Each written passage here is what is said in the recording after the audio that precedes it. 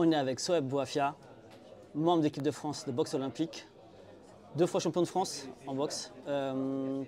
Tu te prépares à te qualifier pour les JO. Comment se prépare ta préparation d'ailleurs pour te qualifier? Elle se passe super bien. On a fait une compétition qui était préparative pour cette EQO, qui sont les championnats d'Europe, où j'ai fait vraiment des belles prestations là-bas. Je m'incline face au champion du monde russe dans un combat un peu mitigé avec un premier round un peu maison. Donc je me sens super bien sur le ring, j'avais des bonnes sensations. Du coup l'idée là ça a été de souffler un peu parce que j'avais des choses personnelles, respirer un peu et revenir là sur ce stage en Thaïlande qu'on va faire où on part vraiment très tôt. On part le 9, on part jeudi 9. La compétition commence pas avant le 24. 24 mai donc? Le 24 mai, ouais.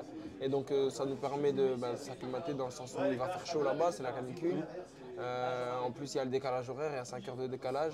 Donc ça nous laisse le temps de prendre nos marques là-bas et de revenir bien. Moi, j'ai soufflé, j'ai respiré, j'ai vu la famille, j'ai eu ce petit moment de plaisir pour être maintenant déterminé à partir de... Là, on est déjà dedans. Tu peux nous rappeler simplement ta catégorie?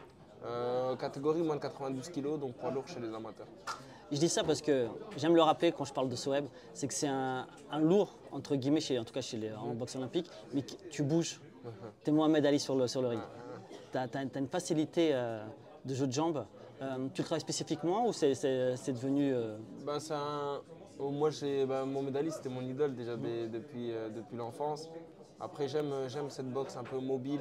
On a Mariano Gonzalez aussi, l'entraîneur de l'équipe de France, qui est cubain aussi et qui a aussi cette petite marque-là de déplacement, de mobilité. J'aime beaucoup pouvoir utiliser mon cerveau à bon escient. L'idée, c'est de prendre le moins de coups possible. Donc la boxe, c'est ça, c'est toucher sans se faire toucher. Donc c'est ce que je fais, c'est ce que j'essaye de faire au mieux du coup. C'est pour ça que j'ai cette boxe un peu mobile. Et d'ailleurs, tu es très précis avec le bras avant, je trouve. Tu as vraiment une rapidité et une mobilité aussi par rapport à ce bras avant. C'est-à-dire que tu en fais un peu ce que tu en veux. Pareil, c'est vraiment dû à la boxe amateur. C'est ça. En France, moi je suis à l'INSEP, je boxe souvent avec la catégorie au-dessus de moi ou en dessous de moi. J'aime beaucoup boxer avec Yoreline César qui est présent là-bas, qui était champion d'Europe chez les jeunes, qui vient de faire aussi sa médaille qui a fait champion d'Europe moins de 22 ans et qui est un boxeur hyper mobile. Il va très vite pour sa catégorie qui est les 80 kg. Donc moi quand il boxe avec ma catégorie, il va encore plus vite. Et du coup moi j'ai l'habitude de boxer avec lui, ça se passe bien. Et donc quand je boxe avec des gens de ma catégorie, je les vois au ralenti. Il y a vraiment un décalage. Et du coup ça m'aide. Et donc après, c'est pas qu'une question de bras qui va vite, c'est un timing à avoir, une position au niveau des jambes, c'est une gestion du stress à avoir, de contracter, d'être relâché. Et du coup, ça me va plutôt bien, donc je continue dans cette voie-là. On dit souvent d'ailleurs qu'un boxeur heureux, c'est un boxeur dangereux. Je pense que tu es heureux en ce moment. Ouais, je suis heureux. Après, il y a un stress qui est pesant aussi, hein. On est là, faut savoir que de se sentir un peu dans la team qui n'est pas encore qualifiée. Moi, je suis dans la catégorie la plus dure de toutes les catégories. La catégorie des poids lourds, on sait que c'est une catégorie très dure, avec beaucoup de bons boxeurs.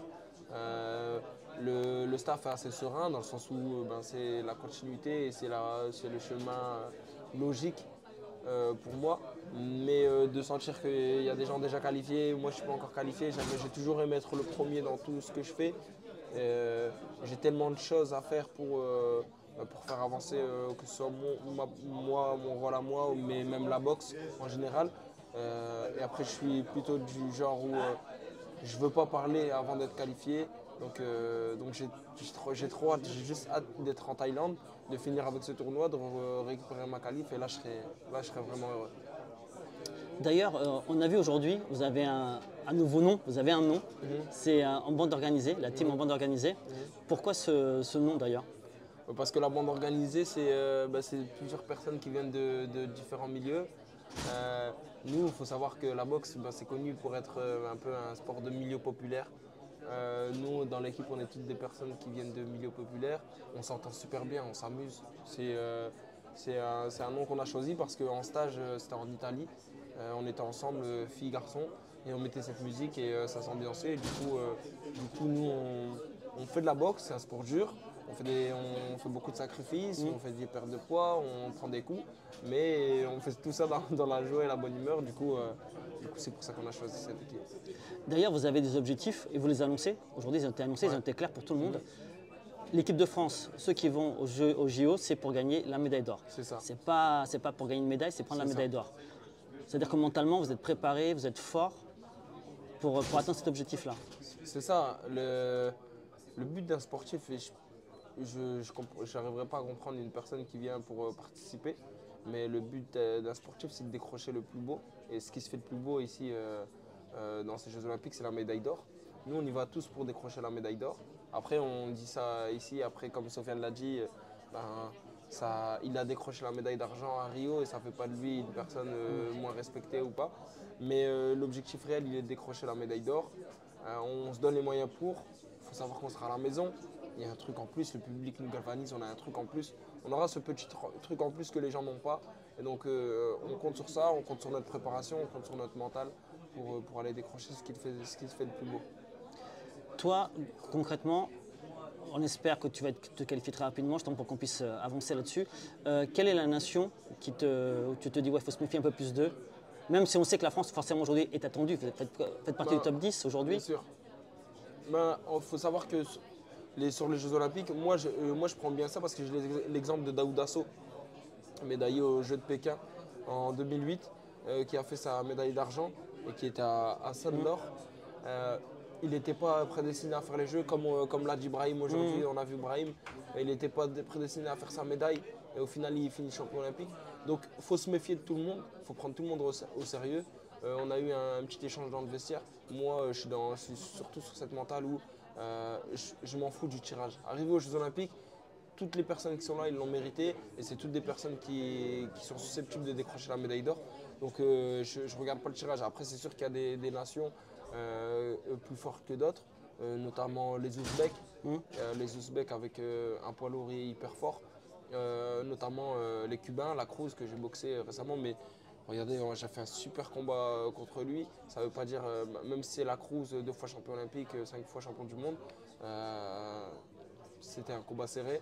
Et du coup, on n'était même pas à la maison, on était chez lui, imaginons chez moi. Donc voilà, c'est sûr qu'il y a des pays forts, mais je prendrai tout le monde au sérieux. 2 petites dernières questions. La première, c'est quels sont les axes de travail encore pour t'améliorer, même si en 80 jours, forcément, le plus gros est fait. Et la dernière question pour toi, la finale rêvée, ce serait quoi pour toi? Pour répondre à la première question, moi, les axes d'amélioration, c'est ce qui est le plus important en boxe. Comme mon coach le dit souvent, donner des coups, tout le monde le fait. Tu prends un enfant, tu le mets face à un sac, tu lui dis frappe le sac, il donne des coups. Mais c'est la défense qui est le plus dur. Et en boxe, c'est toucher sans se faire toucher. Donc il faut que je continue à améliorer ma défense. Sur les derniers combats que j'ai fait, on a vu qu'il y a eu un réel changement au niveau de la disponibilité, au niveau des mouvements de buste, au niveau des défenses. Donc je mets un accent là-dessus. Et je veux continuer dans cette continuité-là. Et ma finale rêvée, c'est la Cruz. C'est le meilleur boxeur pound for pound de toute catégorie confondue en boxe.